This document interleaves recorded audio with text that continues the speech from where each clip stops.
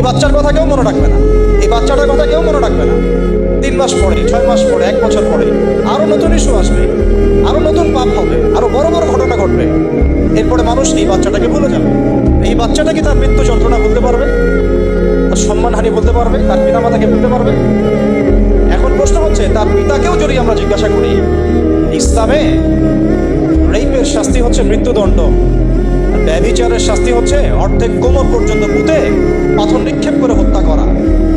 এবং বিবাহিত ব্যক্তি হলে এই শাস্তি, অবিবাহিত হলে 100 বেত্রাঘাত, 1 বছরের নির্বাসন এবং সমাজ থেকে বয়কট করা। আর ধর্ষণ হলে সরাসরি মৃত্যুদণ্ড।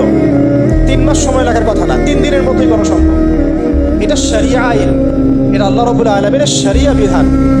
এখন তারাও কি এটাতে রাজি হবেন? যারা শোক প্রকাশ করছেন তারা কি এই বিধানটা কার্যকর করতে রাজি হবেন? ধর্ষককে সবার সামনে প্রকাশ্যে মৃত্যুদণ্ড দেওয়া হোক, শরিয়া আইন কার্যকর করা হোক, রাজি হবেন না। কারণ আপনারা বলবেন এটা করতে গেলে বাংলাদেশ নাকি মৌলবাদী রাষ্ট্র হয়ে যাবে। তো সমস্যার গোড়ায় আপনারা যেতে চান না, ডালপালা নিয়ে নাড়াচাড়া করেন। জেনা ফ্রি মিক্সিংটাকে উন্মুক্ত করে দেওয়া হলো, ছেলে মেয়ের অবাধ বিচরণটাকে উন্মুক্ত করে দেওয়া হচ্ছে। একটা চরম ক্ষুধার্ত মানুষদের সামনে যদি আপনি খাবারকে উন্মুক্ত করে রাখেন, এরপরে যদি কেউ জোর করে খাবার খেয়েও ফেলে, শুধু কি আপনি খাদকের দোষ দিবেন? পুরো সিস্টেমটাই দায়ী, পুরো সিস্টেমটাই দায়ী এখানে।